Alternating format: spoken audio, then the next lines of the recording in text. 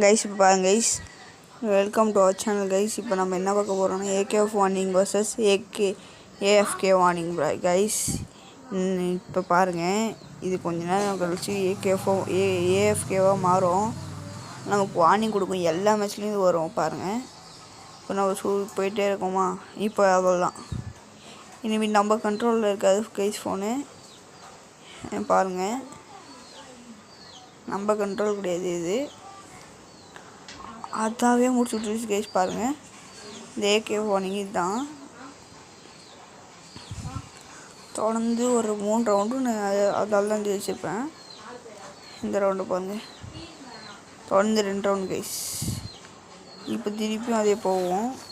இப்போ பாருங்கள், இப்போ ஸ்கோப் போட்டு விடும் பாருங்கள். அவனுக்கு நீங்கள் இந்த நடுவில் அவனும் ஏகேஎஃப் வார்னிங் தான்.